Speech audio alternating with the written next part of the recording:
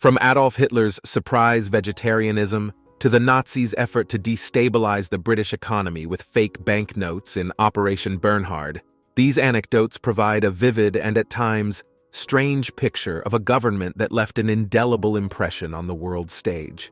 We'll learn about Hitler's creative goals, the Nazis' anti-smoking crusade, and the mysterious medical experiments. So brace yourselves as we reveal 15 weird things that existed in Nazi Germany. Number 15, the baby factory. During Nazi Germany, Adolf Hitler and the Nazi Party sought to develop a superior Aryan race. With official approval, the SS launched the Lebensborn Program, which was essentially a Nazi baby factory. They stole kids, urged unmarried mothers to have several children, and even forced themselves on women in order to produce what they saw as perfect babies. The Lebensborn Program attempted to boost the Aryan birth rate by producing ideal children to further strengthen German racial purity. These blonde, gorgeous infants were viewed as the future of a Germanic invasion of Europe. To reinforce the baby factory mentality, the program encouraged unwed births. The Social Security Administration established maternity homes and hospitals to provide care for young, unmarried women throughout pregnancy and childbirth. The newborns were adopted by families that were pure, healthy, and devoted to the Nazi Party, many of whom were SS members. Children were stolen from other European countries and chosen based on their appearance and that of their parents. The goal was to identify pure and Aryan features. Many newborns were removed from Poland, Yugoslavia, Ukraine, Russia, Romania, Norway, and Czechoslovakia. The stolen youngsters were either adopted by SS members or deported to concentration camps based on their presumed Aryan characteristics. The Lebensborn opened its first residence in Norway, urging SS soldiers to impregnate German-looking women in conquered countries. The goal was to have more Aryan offspring, and the combination of German SS dads and Norwegian women was deemed ideal. Following the war, leaders of the Lebensborn Program were tried for kidnapping. However, there was the issue of what to do with the kidnapped youngsters. Reuniting them with their foreign parents proved difficult, because many had become Germanized and believed in their perceived superiority. The Lebensborn's influence lasted into the war, leaving a terrible legacy of forced adoptions, kidnappings, and the twisted ideas of those nurtured under its regime. Number 14, powerful performance booster. During World War II, German soldiers in Nazi Germany were given Pervitin, a potent methamphetamine.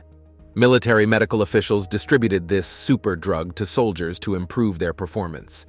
The Nazis hoped to keep their troops awake for lengthy periods of time, allowing them to put up with harsh conditions and fight for longer periods. This pharmacological policy, also adopted by the Allies, resulted in what some refer to as a pharmaceutical arms race. Pervitin, which was first advertised as a recreational stimulant in the 1930s, quickly gained popularity among Nazi soldiers, particularly those serving in the Luftwaffe. Pilots used it to maintain alertness during extended missions or war scenarios. During the Blitz of 1940, when the Nazis heavily bombarded Britain, around 35 million Pervitin tablets were sent to 3 million German troops, seamen, and pilots in just 3 months. The usage of Pervitin had a significant impact on the German military. Wehrmacht soldiers under the influence of the drug marched and fought for 10 days straight, resulting in a decisive victory at Dunkirk. There were rumors that German paratroopers were heavily drugged, fearless, and berserk. The Allies, who included American and British forces, also used amphetamines like Benzedrine to keep their soldiers attentive and perform better. While these medicines provided short-term benefits, they also brought concerns such as weariness and addiction. The British and American military embraced amphetamine use, not only for its stimulant benefits but also for its mood-altering properties. The medications increased the soldiers' aggression, confidence, and morale levels. However, the long-term effects of these medications were frequently overlooked by military medical personnel. Addiction to these medications became a serious problem, with little help available to individuals who were dependent, marking a tragic chapter in the history of wartime pharmacology. Number 13. Medical experiments. In Nazi Germany, A sad chapter unfolded as thousands of people became victims of pseudo-medical experiments at Auschwitz-Birkenau. Doctors without ethics used captives without their will. Among the most brutal was SS Josef Mengele, who handpicked victims, frequently favoring twins. These pseudo-medical procedures included sterilization testing with iodine, X-rays or silver nitrate, castration, and artificial insemination to spread the Aryan race. Other techniques included genetic modification, racial profiling, and brutal operations such as putting chemicals into eyes to change their color or generating Siamese twins. These tests were performed on live people, often with parts removed without anesthesia. Many captives died during the treatments, while others were murdered later to test the efficacy of the experiments. Nazi doctors, including Mengele, Horst Schumann, and Karl Klauberg, carried out unethical tests. High-altitude experiments, freezing trials, sulfanilamide testing, twin experiments, poison testing, tuberculosis tests, phosgene exposure, bone, muscle, and joint transplantation, sterilization procedures, artificial insemination, and seawater experiments all resulted in immense suffering and, in many cases, death.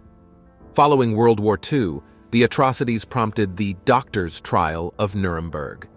In this trial, 23 German doctors were charged with war crimes and crimes against humanity, with 15 being found guilty. 7 doctors were sentenced to death. This landmark trial laid the groundwork for the creation of the Nuremberg Code, which emphasizes informed consent and establishes criteria for research ethics. The Nazi experiments are a dark episode in medical history, demonstrating the serious repercussions of unethical behavior and the need for ethical norms in medical research. Number 12. Aliens and UFOs. During World War II, Nazi Germany investigated UFOs, presumably seeking to develop saucer-shaped combat aircraft. They concentrated on creating unusual aircraft with specialized rotors that could fly not only horizontally, but also vertically and diagonally. The German military was drawn to such vehicles' strategic potential in aerial combat. Engineer Joseph Epp was instrumental in this effort, developing a blueprint for a flying disc in 1938. Inspired by the test flight of the Focke-Wulf 61, Epp updated the design by moving the rotors for greater flexibility and shaping it like a disc for stability. A facility near Prague Airport in Nazi-occupied Czechoslovakia became the focal point for the development of these unorthodox aircraft. Rudolf Schriever, an engineer, designed a prototype known as the Flugkreisel. As Soviet soldiers entered Czechoslovakia in 1945, the engineers were forced to destroy their work, leaving just a few saved documents and testimonials. Post-war, interest in flying saucers resurfaced during the Cold War, with a new generation of engineers investigating disc-shaped aircraft for potential evacuation scenarios.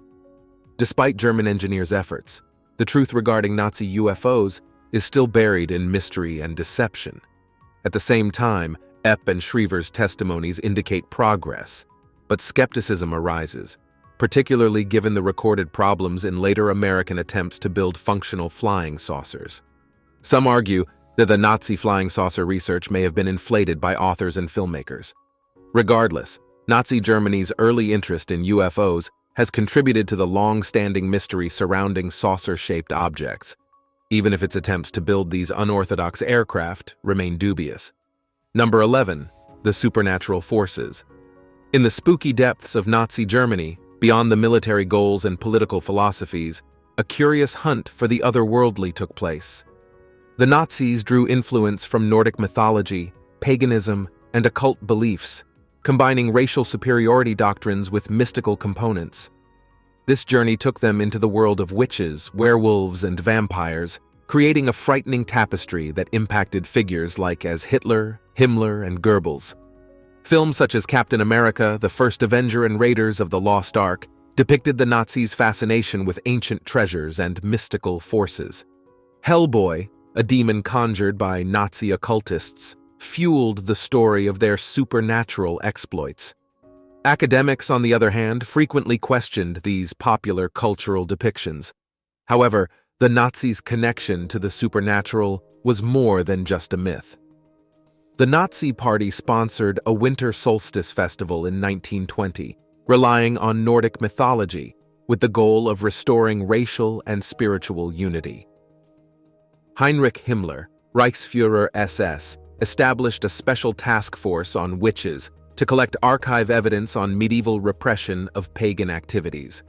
The Nazis embraced occultism and fringe science, including astrology, parapsychology, and radiesthesia in their rituals. Hitler and Himmler's dedication to world ice theory and the utilization of biodynamic agriculture demonstrated their readiness to take alternative approaches. Anti-Semitic propaganda took a terrifying turn, depicting Jews as vampires responsible for global devastation. Hitler's references to Jews as bloodsuckers and vampires established the framework for rationalizing atrocities during the Holocaust by combining racist beliefs with supernatural aspects. The belief in werewolves, which represent death-defying forces for good, was actively encouraged.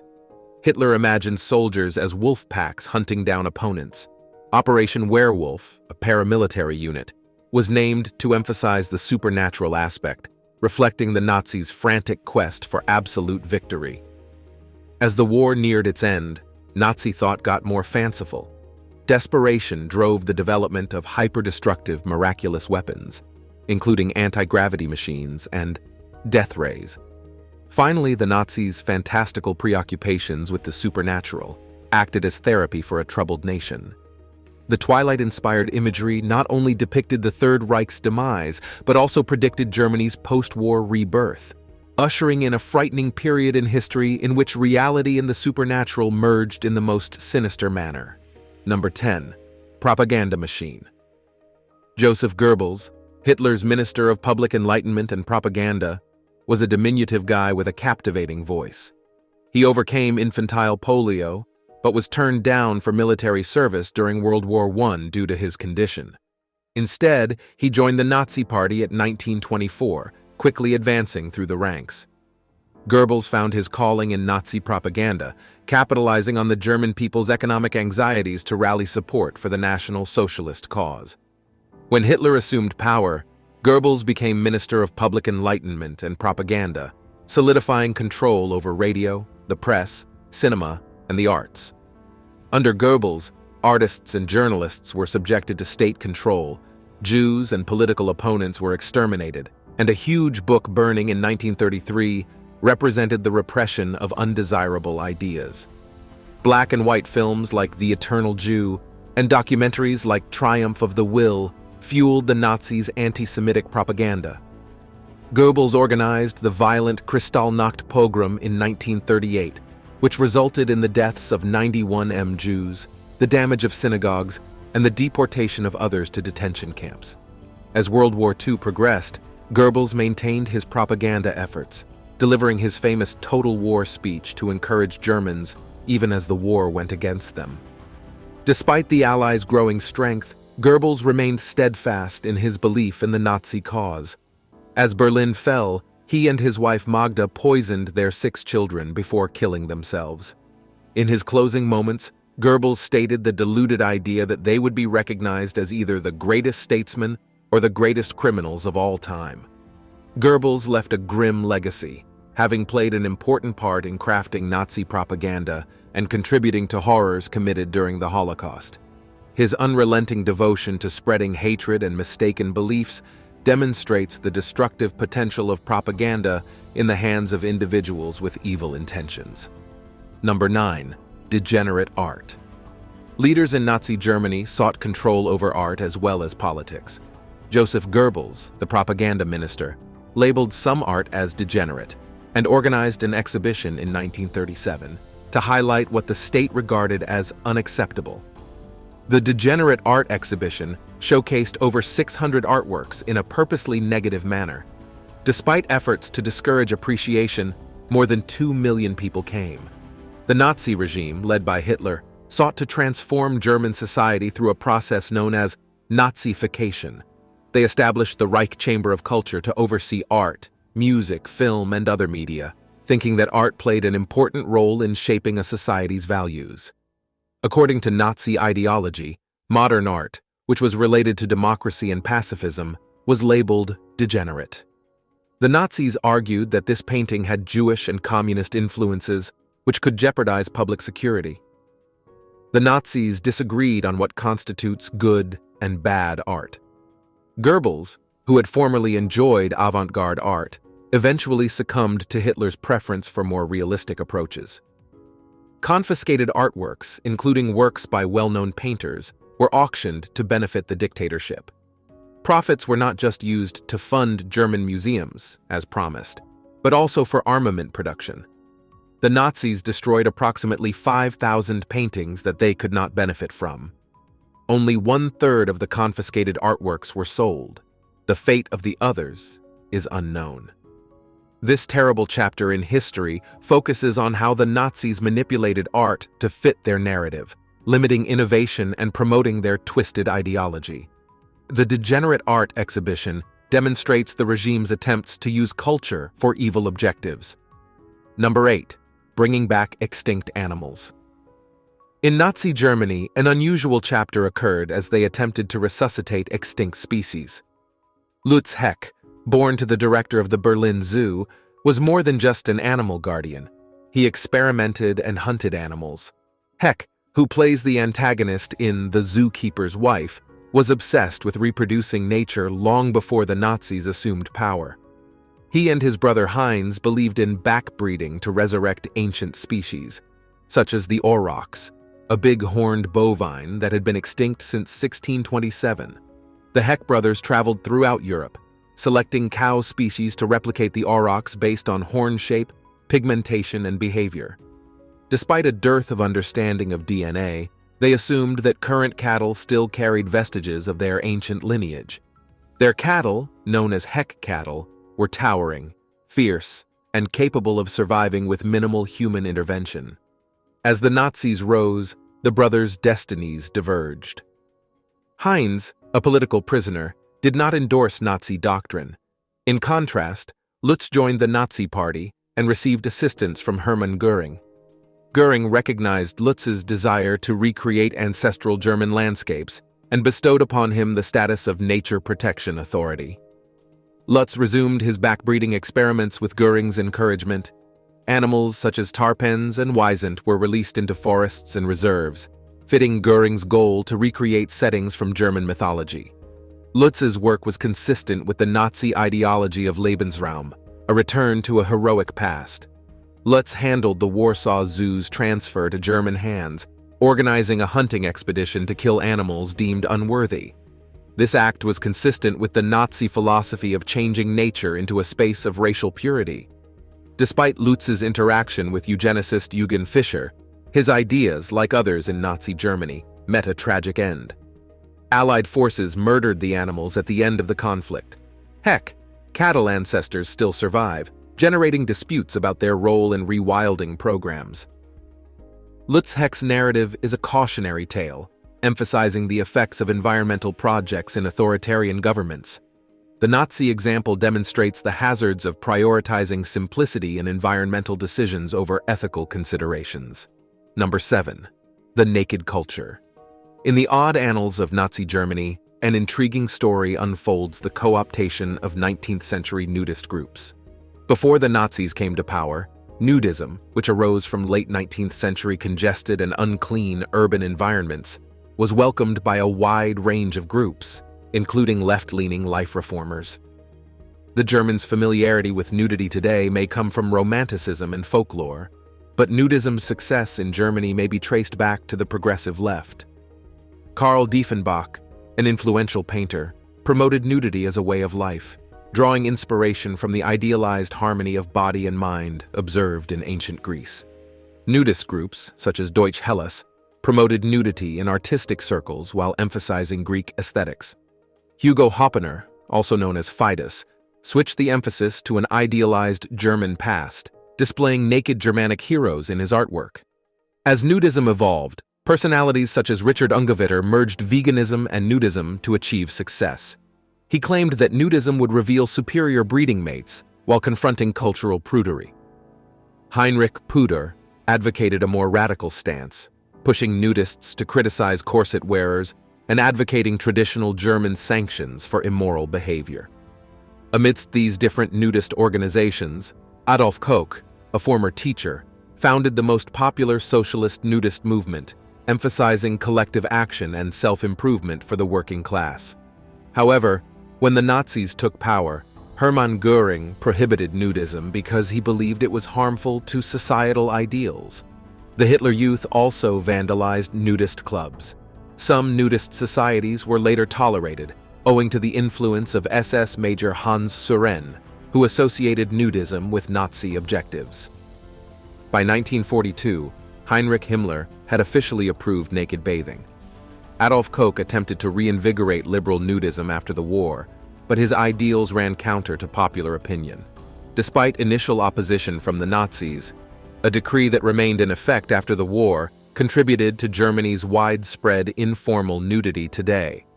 This strange junction of nudism, politics, and cultural change offers a unique viewpoint on the difficulties of German history in the 20th century. Number 6. No smoking. In an unexpected turn of events, the Nazis led the first anti-smoking campaign, ushering in a new and terrifying era. This surprising move began simply, with posters and health magazine warnings. The Nazi administration progressively implemented a smoking restriction in party offices, public trams, and bomb shelters, with separate smoking areas specified. Germany led the way in recognizing the link between smoking and lung cancer in 1939, coining the phrase Passivrauchen, or passive smoking. The anti-smoking drive peaked in the early 1940s, with a rigorous tobacco tax, restrictions on tobacco advertising, and a daily limit of 6 cigarettes for soldiers at the front. Hitler's personal antipathy to cigarettes served as the foundation for this initiative. Despite being a regular smoker in his youth, he eventually condemned smoking, attributing it to the wrath of the red man against the white man. Other leaders, such as Mussolini and Franco, were also non-smokers, but Churchill, Stalin, and Roosevelt enjoyed it. The anti-smoking movement in Nazi Germany became entwined with eugenicist and racist ideas. Tobacco was labeled a genetic poison, with racial hygienists concerned about its effects on the German germplasm. The Reich Health Office created propaganda posters showing smoking as a habit associated with Jews, gypsies, blacks, and intellectuals. Female smokers were stigmatized as unsuited for marriage and motherhood in Germany. Despite these attempts, tobacco consumption grew, only to fall due to rationing and restrictions in the military forces. After the war, with the fall of the Nazi administration, tobacco became abundantly available. Now a short pause to bring you our subscriber's pick. The Hitler Youth, established in 1922, was initially a youth organization aimed at instilling Nazi ideology and militaristic values. By the mid-1930s, the Hitler Youth had become mandatory for German boys. However, the Nazis took it a step further by encouraging children to inform on their own families, friends, and teachers if they were suspected of being disloyal or critical of the regime.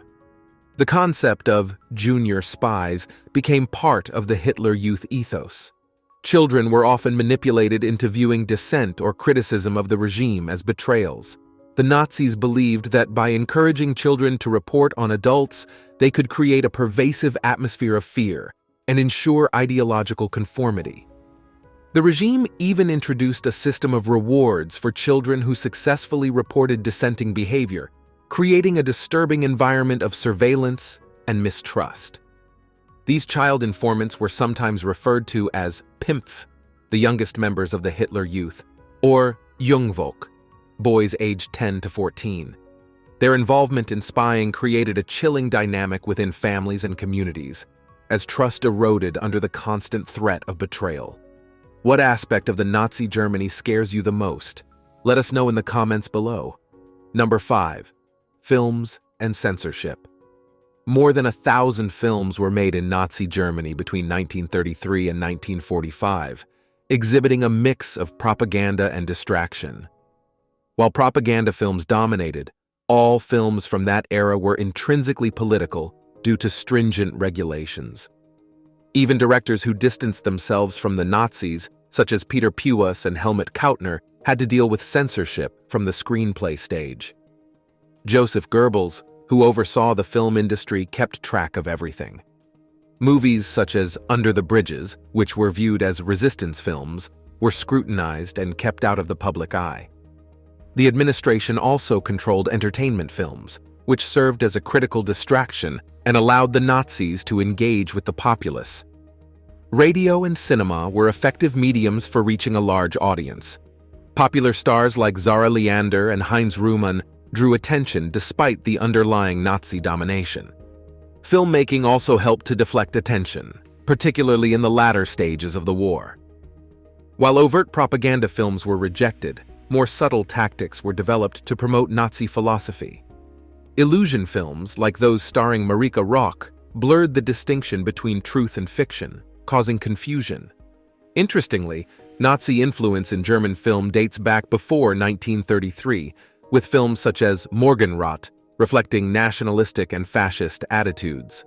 Following World War II, there was no significant pause in filmmaking, and directors such as Veit Harlan continued to work.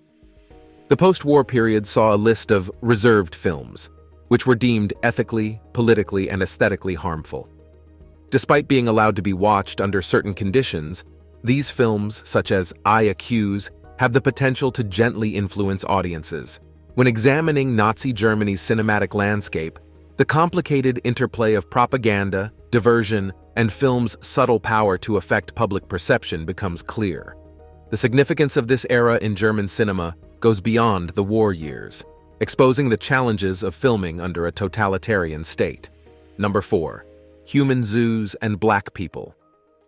In the 1870s, the troubling phenomenon of global human zoos began, with Karl Hagenbeck at the vanguard. Hagenbeck, who was well known for animal trafficking, launched the Laplander exhibition in 1874, which featured people alongside animals in order to sell the experience of visiting these regions. Successful exhibits, such as the Nubian and Inuit displays, helped to pave the way for ethnological exhibits, which were featured at important events, such as the 1878 and 1889 Paris World's Fairs. This unpleasant tendency spread across Europe, with Amsterdam, Spain, and Germany embracing human zoos. In Germany, such exhibits were rationalized as educational within zoos, bolstering the idea of European supremacy. Despite their end in 1931, these displays had long-term consequences, affecting discriminatory behaviors and conditions during the rise of the Nazi Party. During the Nazi era, black people in Germany faced increased discrimination as Adolf Hitler pursued a racially pure nation based on Aryan superiority. This period saw increased persecution, marginalization, and isolation for black Germans, aggravating the issues of the Weimar era. Beyond racial discrimination, political beliefs were targeted, as seen by the murder of hilarious Larry Gilgus, a black German dancer and communist activist. Discrimination was pervasive in daily life, restricting employment possibilities and leading to firings, evictions, and poverty. Formal exclusion measures, such as the law for the restoration of the professional civil service and the Nuremberg race measures, impacted not only Jews, but also Romani and black people. Interracial couples faced persistent persecution, including refusal of marriage applications, harassment, and sterilization. Schools became an embarrassment for black children, condemning them to degradation and ridicule. Forced sterilization is intended to prevent race mixing, primarily affecting multiracial children in the Rhineland. Adapting to Nazi life, some black people turned to performing for money, although their options were limited owing to the Nazification of German cultural life. Kwasi Bruce founded the German Africa Show, which supplied cash until its closure in 1940. During the war, severe practices were implemented, including the imprisonment of black people in concentration camps. Figures such as Mahjoub bin Adam Mohammed and Martha Ndumbe lived to tell their story. Ongoing studies and memorials highlight the catastrophic implications of Nazi ideology for black people and communities. Number 3. Architectural plans. In Nazi Germany, architecture became a weapon for Hitler's great aspirations. Hitler designed the People's Hall, also known as the Volkshalle, a massive dome capable of accommodating 180,000 people. in collaboration with Albert Speer, the Reich's chief architect. This massive edifice was designed to be the core of the Germanic Empire. Speer said that Hitler was obsessed with this gigantic dome, even becoming enraged when the Soviet Union began building an even bigger tower in Moscow, the Palace of the Soviets. Hitler felt robbed of the grandeur of erecting the world's tallest colossal structure. His fascination with Moscow's rival skyscraper plagued him during the Soviet Union's attack in 1944. For Hitler, monumental architecture was more than just a building. It was a weapon. He believed in constructing massive structures to create awe and intimidation, limiting people's ability to behave critically and assertively. As German armies reached Moscow, Hitler announced the end of their construction plans. Speer emphasized Hitler's strong passion for architecture, describing it as his one true joy. Hitler's architectural fantasies date back to the 1920s, when he envisioned rebuilding Berlin as the capital of a magnificent Germanic kingdom. Speer rose in Hitler's inner circle, eventually becoming the Reich's chief architect and minister of armaments. Architecture was more than just sculpting space for Hitler and Speer. It was also about harnessing power through massive structures. They sought to create emotive atmospheres by employing architectural forms to exert pre-discursive pressures on the body. Hitler's conception of ruins even included constructions made of stone and brick, providing majestic ruins that would last millennia. Hitler regarded monumental architecture as the most powerful weapon critical to military triumph. He aimed not only to build massive monuments, but also to demolish his opponent's exquisite architecture. His obsession with building greater empires mirrors the yearning for towering skyscrapers around the world. The Nazi architectural heritage is a sobering reminder of how grandiosity can manifest in unusual and unsettling ways. Number 2. Euthanasia Program. The Nazi Euthanasia Program, also known as Action T4, sought to eradicate persons with mental and physical disabilities, viewing them as a burden to society. The term euthanasia, which generally refers to a painless death for the terminally ill, took on a sinister connotation as a euphemism for a clandestine murder program. Since 1939, the program has systematically targeted patients with disabilities who live in institutions. The Child Euthanasia Program, coordinated by Philip Buhler and Karl Brandt, began by encouraging parents to bring their defective children to designated clinics, where they were discreetly executed by overdose or starvation. Action T4 expanded the program to include individuals in institutional settings. Hitler approved a secret authorization to safeguard those implicated. The campaign, codenamed T4, had 6 gassing facilities in Germany and Austria. Using meticulously crafted questionnaires, the T4 planners picked victims based on criteria such as serious psychological illnesses and non-German blood. Secretly recruited medical experts reviewed this paperwork, resulting in the removal and transportation of chosen individuals to gassing facilities. Despite efforts to keep the program hidden, it became an open secret. Protests, particularly from clerics, persuaded Hitler to call a halt in August 1941. Its computations found more than 70,000 deaths between January 1940 and August 1941. The stop did not mark the conclusion of the killing operation. In August 1942, it returned more surreptitiously, relying on regional authorities and employing drug overdoses and deadly injections. The program lasted until the end of World War II, taking the lives of around 250,000 people.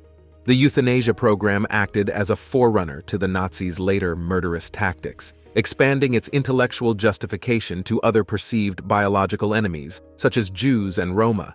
The gas chambers and crematoria designed for T4 were eventually utilized in the final solution to slaughter Jews in Nazi-occupied Europe. Both programs' planners shared a goal of an ethnically pure and productive society, which included drastic techniques for eliminating people considered unfit. Number 1. Operation Bernhard. During World War II, the Nazis devised a crazy plan named Operation Bernhard, which aimed to bomb Britain with counterfeit banknotes. No, they weren't aiming to make it rain cash for the British, but rather to disrupt their economy.